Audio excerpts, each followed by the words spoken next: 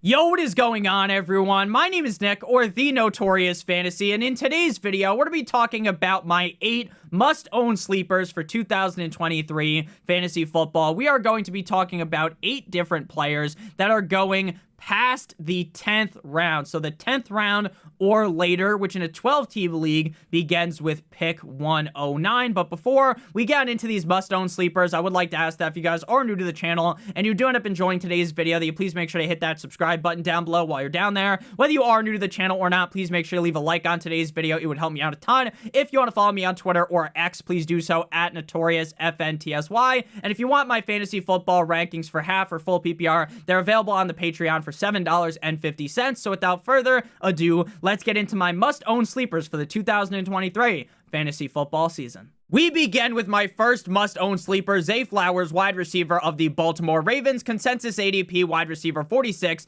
at pick 109. The consensus ADP is a combination of ESPN, Sleeper, NFL, and RT Sports together. Zay Flowers looked really solid in training camp as well as in the little bit of preseason action that he got. He even scored a touchdown up against the Houston Texans. He was the 22nd overall pick in the 2023 NFL Draft as the 3rd wide receiver off the board, following Jackson Smith and the Jigba, as well as Quentin Johnston. He played 4 years at Boston College, with his sophomore season being his breakout year. In 12 games in 2022, he had 78 receptions on 130 targets, 1,077 receiving yards, 12 receiving touchdowns, 60% catch rate, and a 29.6% target rate in that Boston College offense. Zay Flowers is on a team with wide receivers that are, as one would describe, as brittle, right? Rashad Bateman, I am a huge Rashad Master Bateman truther, but this guy gets hurt lacing his cleats up. Same thing goes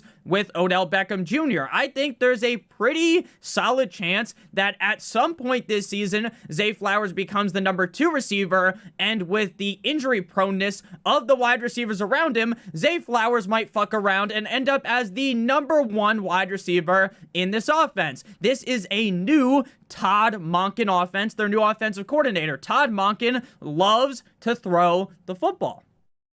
So this is going to be a more pass-heavy team than you're used to in the past with the Baltimore Ravens. So I want to take a shot late in fantasy football drafts on a guy who I think is incredibly talented coming out of college and who could end up being the number 1 wide receiver, the number 1 target on the Baltimore Ravens. Moving to my number 2 must-own sleeper, Adam Thielen, wide receiver of the Carolina Panthers, consensus ADP wide receiver 50 at pick 129. Now, all offseason, I have jumped around and talked about all of the wide receivers that I think have the upside to be the number 1 for the Carolina Panthers. That would be Adam Thielen, Jonathan Mingo, as well as my boy Baby Chark, Baby Chark. But recently, I came to the conclusion that the most likely scenario to me would be that Adam Thielen just becomes this target monster in the Panthers offense. He becomes the over-the-middle guy for Bryce Young, the safety blanket for Bryce Young. Now, is it guaranteed that this happens? Of course not. Right? Jonathan Mingo, I almost said great Wookiee wide receiver, like he's fucking Chewbacca. Great rookie wide receiver. They have DJ Chark.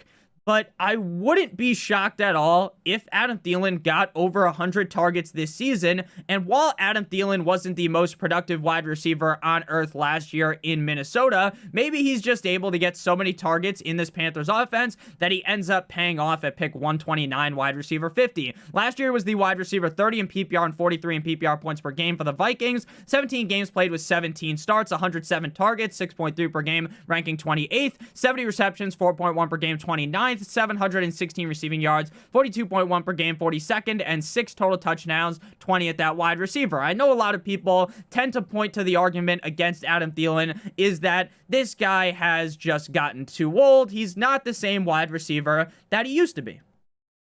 When in my opinion, the more obvious reason as to why his fantasy points have declined is because Justin Jefferson himself is an absolute behemoth of a wide receiver in the NFL. Justin Jefferson is one of the best receivers in the NFL. Last year, Adam Thielen ranked 3rd in total route wins. He ranked 15th in route win rate and 29th in win rate versus man. So Adam Thielen isn't completely off of his rocker at this point. Is he guaranteed to be the number 1 wide receiver the whole season for the Carolina Panthers? Of course not, but I want to be taking shots late on these Carolina Panthers wide receivers, and recently I just came to realize, like I said, that I think Adam Thielen probably has the best shot to be the number 1 receiver. Moving to my number 3, must-own sleeper, Raheem the Dream Mostert, running back of the Miami Dolphins, consensus ADP running back 44 at pick 141. Raheem Mostert's ADP is rising quicker than your cock after you take a Viagra. Raheem Mostert is moving up boards because Jeff Wilson is injured, and injured in a big way. He not only hurt one part of his body, he hurt multiple parts of his body, and the way head coach Mike McDaniel sounded when he talked about Jeff Wilson became very, very scary, because the way he talked about things wasn't, oh, we'll get him back after the 4-week pup, he'll be on the field in week 5, or hey, we're pretty positive he's going to come back soon. We had to put him on the IR, but he'll be all good. No. Mike McDaniel basically tells us that, hey, we had to hold him back from injuring himself more. He wants to play. He could come back this season, basically. Now, again, he didn't say exactly what I just said, but what I got from that is he could come back this season. Maybe he'll be back by like week 12. If that's the case, and it's Raheem Mostert, Devin 2 Chains, as well as Salvin Ahmed, and this other rookie running back they just drafted in Brooks, Raheem Mostert has a really good chance to be the lead guy in Miami. Last year, running back 25 in PPR, 31 in PPR points per game, tied with Javonte Williams. Raheem Mostert quickly elevated himself last year to be the number 1 running back on the team, and then they brought in Jeff Wilson from San Francisco via trade to kind of be the 1-2 punch of the offense, right? Raheem's got more of the speed, but Jeff Wilson is a bigger, more pass-catching type of back, but that doesn't mean that Raheem Mostert can't catch passes. Last year, 42 targets, 31 receptions, 202 receiving yards. He had 181 carries, 891 rushing yards, and 5 total touchdowns. He was 16th in true yards per carry and 20th in yards per touch. Mike McDaniel also noted that he felt bad for the running backs last year because they weren't running the ball enough, despite the fact that they were one of the most effective run games in the NFL. They just chose to go away from it, and as a Dolphins fan, this was something that was really bothering me. Instead of just running the ball a bunch, they would try to make these crazy game-breaking plays with Tyreek, Jalen Waddle, instead of just running the fucking ball. They did it against Buffalo in the snow last year, if you guys remember that game. The Buffalo Bills were getting bent over a table by the rushing attack, but Mike McDaniel's stubborn ass kept throwing. So it seems like Mike McDaniel acknowledged that, hey, maybe we shouldn't throw this much because our rushing game is so good. Now, obviously, losing Jeff Wilson hurts, but it certainly helps out Raheem Mostert's fantasy value. Moving to my number 4 must-own sleeper, Zay Jones, wide receiver of the Jacksonville Jaguars. Consensus ADP wide receiver 58 at pick 168. Now, Zay Jones was a guy that was basically cast away, right? They bring in Calvin Ridley. They already have Christian Kirk, Zay Jones, Evan Ingram, Travis Etienne. They draft Tank Bigsby. This kind of just cucks Zay Jones out of what was a really solid last season, right? Wide receiver 26 in PPR, 32 in PPR points per game, 16 games played with 15 starts. He was 18th in targets with over 120, 17th in receptions, 32nd in receiving yards, and he scored 5 total touchdowns. He was relatively efficient as well. 14th in target separation, 25th in total route wins, and 30th in route win rate. But he was cast away because Calvin Ridley appears as the number 1 wide receiver, and in most people's heads, the 1 and 2 on a 2 wide receiver set in this offense was going to be Christian Kirk and Calvin Ridley. But throughout the preseason games, it became very evident that on the 2 wide receiver sets, that it was Zay Jones and Calvin Ridley out there, not Calvin Ridley and Christian Kirk. This has led to an epiphany that cost me 50 at Tiffany. Shout out to Tiffany Stephanie that I had of, hey, maybe where Christian Kirk is going right now in around the 5th round is a scary pick. Now, can Christian Kirk pay off being just used mostly in 3 wide receiver sets? 100%, right? Because Trevor Lawrence is such a great quarterback, because this is such a great offense. But where he's going, it feels like a gross pick, because he's not going to be out there all the time. Zay Flowers as well as Calvin Ridley are. Now, there's also a chance that this is just all fugazi. It's a wazi, it's a woozy. And during preseason, they want to just try out Zay Jones more, and then when push comes to shove, when the bright lights start shining, that Zay Jones is going to be the guy that's the number 3 on the 3 receiver sets, right? And it's going to be Christian Kirk and Calvin Ridley. That is also possible. But we can't completely underrate what we saw across a decent sample size of preseason action. So if Zay Jones is the number 2 receiver in the 2 receiver sets with Calvin Ridley, then Zay Jones is a blatant smash pick at wide receiver 58. He is a no-brainer, because the upside of such a good offense like the Jacksonville Jaguars being the number 2 option on the 2 wide receiver sets is just too juicy to pass up on this late in drafts. Plus, if I'm wrong and Christian Kirk is in there with the 2 wide receiver sets, you drafted him so late you could just cut him and not feel bad about him. You probably still want to hold him because the Jags offense is so good, but you could just move past him a couple weeks into the season. Moving now to must-own sleeper number 5, Nico, cousin, let's go bowling. Collins, wide receiver of the Houston Texans.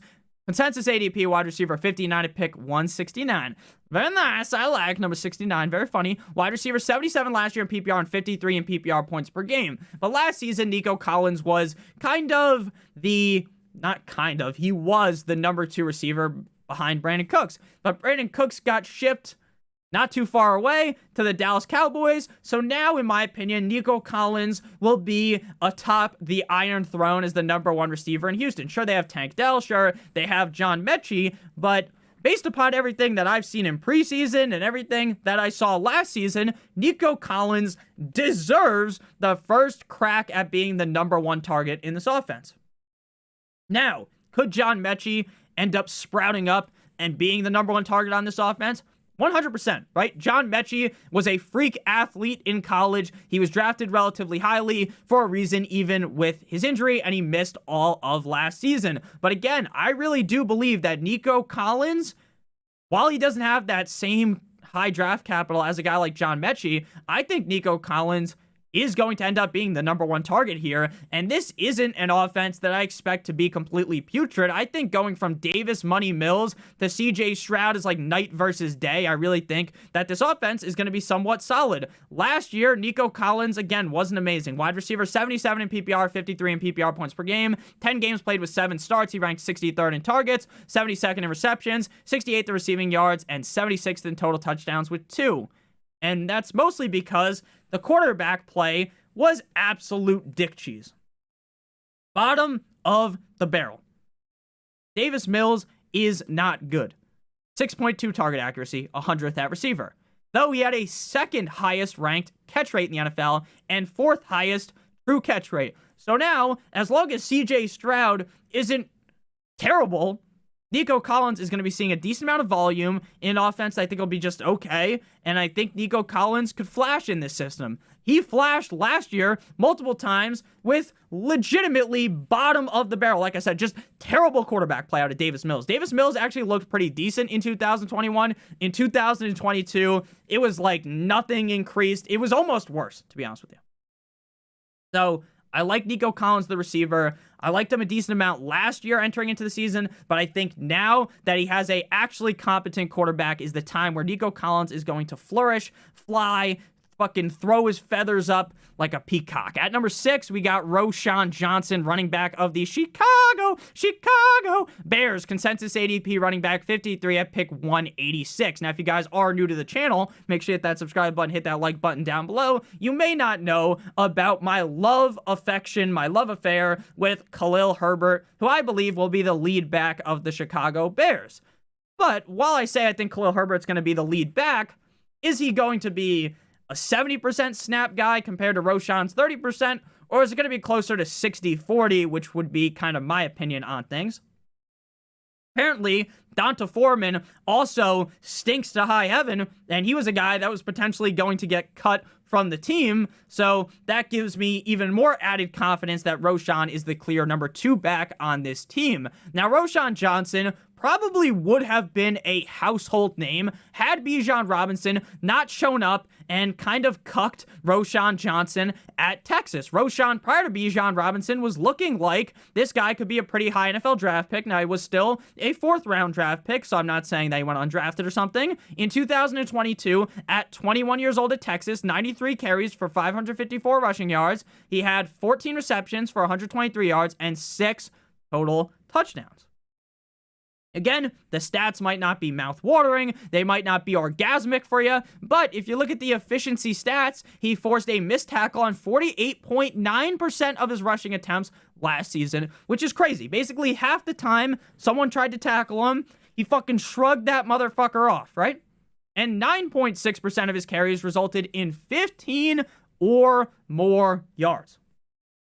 So again, this guy was a hidden gem on the Texas offense because Bijan Robinson, the most generational running back, the running back everyone gets down on their knees and gives the gawk gawk 9,000 special to, is ahead of him. And I get it. I'm a Bijan truther. I fucking love Bijan Robinson. I've given him the metaphorical gawk gawk 9,000 on a million videos already. But Roschon Johnson has the talent. If something happens to Khalil Herbert, Roschon Johnson would be the number 1 running back on a pretty solid rushing offense with a better offensive line compared to last season. And there's also a chance that maybe Khalil Herbert can't handle that big load. Pause, right? He can't be the RB1 for a long period of time, right? David Montgomery was the running back 1 last year in Chicago, and maybe that allows an avenue for Roschon Johnson to be a Hulk smash in 2023 fantasy football. Before we move on into must-own sleepers 7 and 8, I would like to give you guys a quick word for our friends and our sponsor over at Underdog Fantasy. Now, if you don't know what Underdog Fantasy is, it is the best place to play best ball fantasy football this summer. If you don't know what best ball is, it's the best part about fantasy football. It's the draft, and that's it. There's no waivers, no trades, and no in-season management. At the end of every single week, Underdog automatically throws the highest scores into your lineup for you. So if you're someone who accidentally starts the wrong receiver half the time, then guess what? You don't have to worry about that because Underdog automatically puts the highest scores in for you. And the best thing is, now you can draft a million teams and not have to worry about doing the waivers, all that every single week. They have the biggest fantasy football contest ever, $25 to enter, 150 max entries, $3 million to first place, $15 million in total prizes. They also have weekly contests during the NFL season. And if you want to enter kind of more low-stakes contests, they have sit-and-go leagues, which is basically just you versus 11 other people. For as low of a buy-in as $3, you draft up against 11 other people. At the end of the season, the first 2 places make money, and 3rd place gets their money back. So if that sounds interesting to you, make sure you use promo code Notorious or click on the link in the video description for a first match deposit bonus of up to $100. You deposit 100, they give an additional 150, additional 50, 25, an additional 25.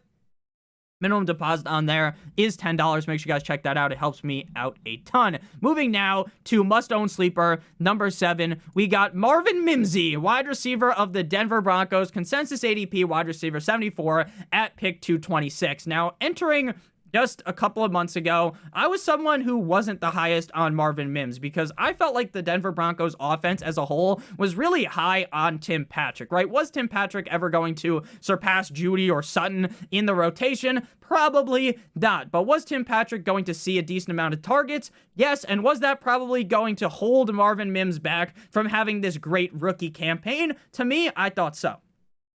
But Tim Patrick ultimately gets fucking smacked backhanded Will Smith style by the injury bug for the 2nd year in a row. I feel terrible for him. Who else got smacked by the injury bug? Jerry Jeudy. Jerry Jeudy might miss a couple of games to start off the year. I would be perplexed, shocked, bewildered if he was actually playing in week 1. That wouldn't make sense. So Marvin Mims in week 1 should be the pseudo number 2 target in this offense behind Courtland Sutton. We know Courtland Sutton's been a guy that people hype up year in and year out, and besides one really solid season, he hasn't really done shit in the NFL. So could Marvin Mims become the number 1 target without Courtland Sutton? Wouldn't be, or without Jerry Jeudy, wouldn't be that crazy. Now when Jerry Jeudy comes back, Marvin Mims could kind of fall back down to earth, or maybe he looks so good that he ends up elevating himself past Courtland Sutton as the number 2 target in this offense. So Marvin Mims, very interesting. This guy was a second-round NFL draft pick in the 2023 NFL draft. He played 13 games at Oklahoma last season at 20 years old. 54 receptions on 91 targets, 1,083 receiving yards, 20.1 yards per reception, which is incredible, 6 receiving touchdowns, 59.3% catch rate, and 198 special teams yards. Again, if Tim Patrick and Jerry Jeudy were healthy, Marvin Mims would have been a guy that in redraft wasn't very enticing, right? In best ball, I get it. He has the big spike week potential as the wide receiver 4, but in redraft, he was kind of an easy pass. But now, another one of these guys that just has a very easy path to having some serious playing time in the rookie year of their career. Moving to player number 8 here, Deon Jackson. I'm sorry, Miss Jackson. Ooh! Running back of the Indianapolis Colts. Consensus ADP running back 63 at pick 228. Now, I was someone that for weeks said, Leonard Fournette, or I'm going to do my voice that I make fun of people with. Oh, Leonard Fournette and Kareem Hunt are probably going to come. One of them's probably coming to the Colts, so don't draft Deon Jackson or any of these other guys. Well, look how stupid I am. We are just days out from the start of the season. Leonard Fournette, Kareem Hunt are nowhere to be found. Now, I say this, tomorrow on Labor Day, one of them signs, stay away from Deon Jackson. But if Deon Jackson is the lead back on the team, which he has been said to be, JT's on the pup, out for 4 games. Deon Jackson was announced to start week 1 against the Jags. Zach Moss still recovering from injuries. There is a path here for Deon Jackson, I should say, to get a lot of work in this offense. His stats last year weren't the best. Running back 55 in PPR, 65 in PPR points per game. He had 2 starts last year, 16 games played.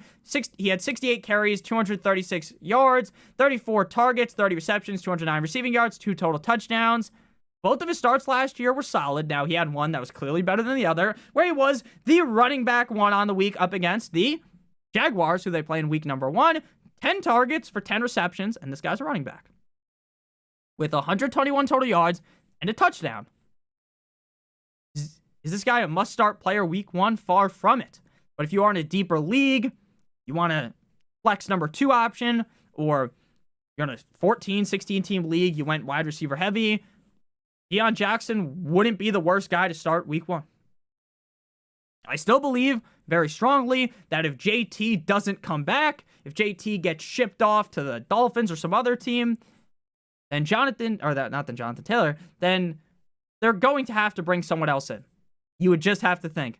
But if it's just like a 4-week rental, JT shows up week 5, then Deon Jackson was a really solid pick at running back 63, pick 228, essentially going undrafted, like he's on the waiver wire of a lot of leagues. So thank you guys all so much for watching. Let me know down below in the comment section what you guys thought about the sleepers. Who is your must-own sleeper for 2023 fantasy football drafts? Good luck on all of your guys' drafts. Starting tomorrow, we'll begin with week 1 content. No more draft content. If you have questions about your draft tomorrow, leave them in the comments. I'll try to talk to you guys down there. If you want to sign up for the Patreon, get my rankings, full and half PPR. They're on the Patreon, $7.50 to purchase. Helps me out a ton. And you can also ask me questions on there, which I automatically answer. There's a lot of YouTube comments. It's hard for me to get to all of them, but I do get to all the Patreon questions. So if you guys do want that, make sure you guys check that out. Link in the video description. Hit that like button. Hit that subscribe button down below. Again, shout out to Underdog. Love them. See you guys soon. Have a great one. As always, good.